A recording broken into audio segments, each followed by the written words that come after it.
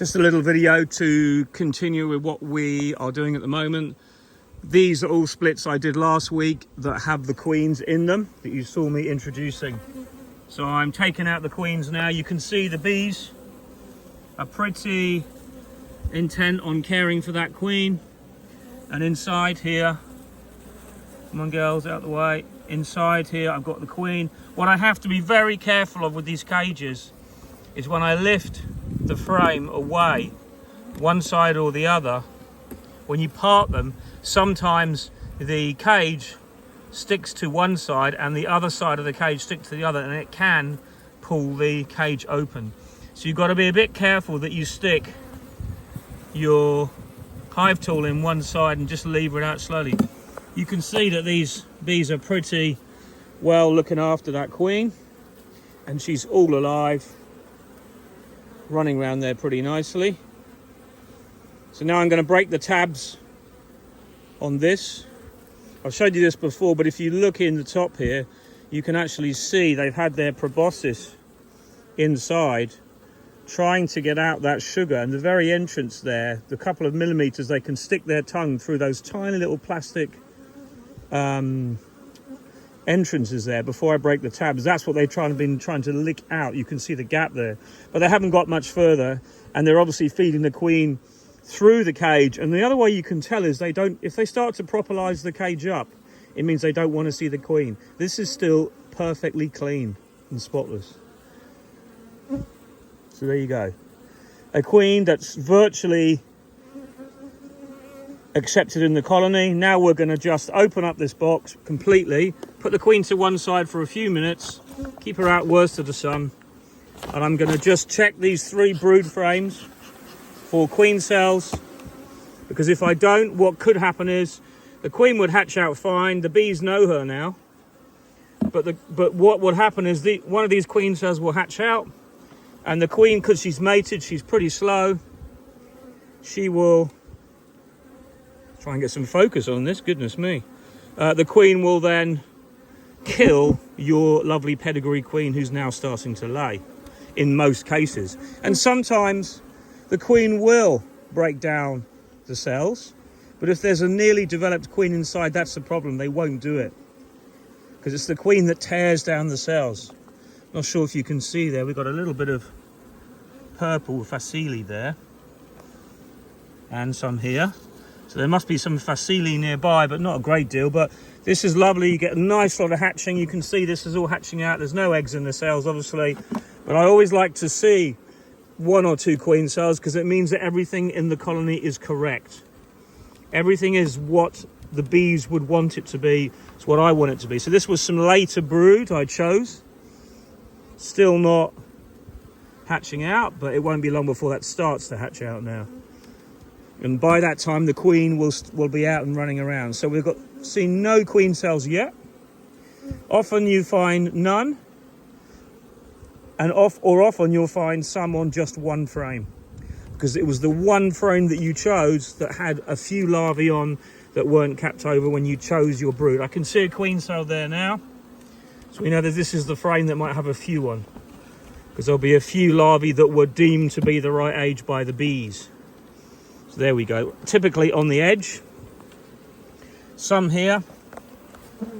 So we just pinch these off, make sure that you dig out the larvae from inside, because sometimes they can, well, I believe they will rebuild that larvae, that lovely royal jelly. You can shake all the bees off the frame if you want, because we know the queen is safe somewhere else. Look at that beautiful frame. They're well nourished, they've got plenty of nectar there. They're backfilling the cells as they hatch out, which means my job of feeding them with the feeders has been done properly. Mustn't forget that cell there. So these cells are only kind of just capped over day 6, day 5, which is exactly right with my timing. But now the larvae that are left in this colony are no longer viable to make a new queen cell. So the bees will struggle to find anything else, and even though they will accept this queen, they're more than likely to accept this one now over anything.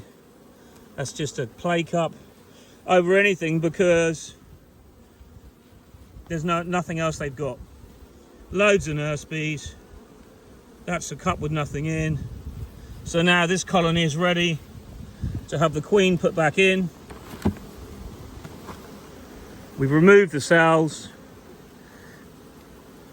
We're going to give a little feed as well today, another one, because I want to make sure that everything in the colony is sweet when that queen walks out, and she's going to be the least distraction of all. So there we go. See, some of these frames aren't easy to space because my boxes, not all the boxes have castellations in. This one has got metal castellations in we put in, but all these, not all of them have. So, and some of the boxes are a bit worn and old, so the polystyrene castellations have worn away. But you just have to make sure that you just get them spaced approximately correct. So there we go.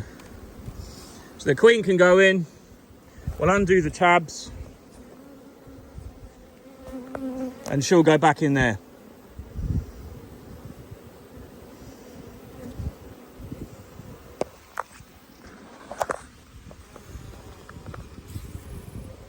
Undo these tabs, just like that.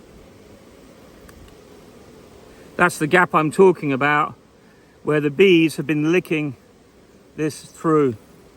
And as you know, I always put my queens in this way, into the top.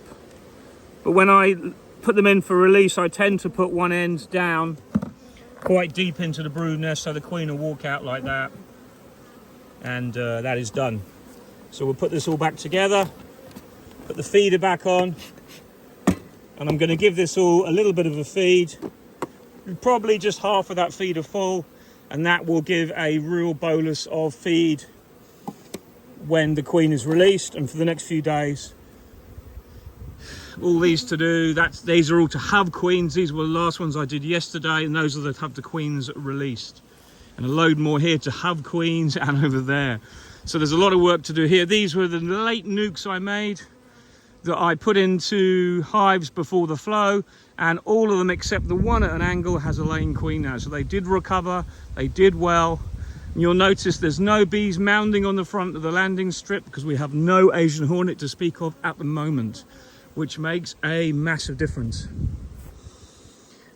The few that were good that I put supers on, there's one here, there's a couple of hives there, there's one there, and there's another one behind me. Well, that is the one, and one over there. They've got a little bit of honey in, but the honey flow was pretty poor. But we have some clover now. A little bit of clover here, which is giving something to the bees. And some other wild bees as well. So it's not all doom and gloom.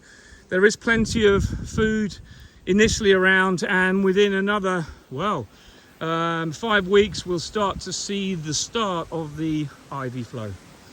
And that will be the end of the season. By that time, my treatments will be on, the honey will be harvested, and I'll be looking forward to get on with work at the house and get other stuff done. Anyway, that was just an update. Queens to go in, but they all seem to do well, having the attendance released. That's what I'm finding anyway, because it's less bees to be accepted and there's less dead bees to get choked up and cause a smell in that cage, and could cause more rejection. Bye for now. Take care.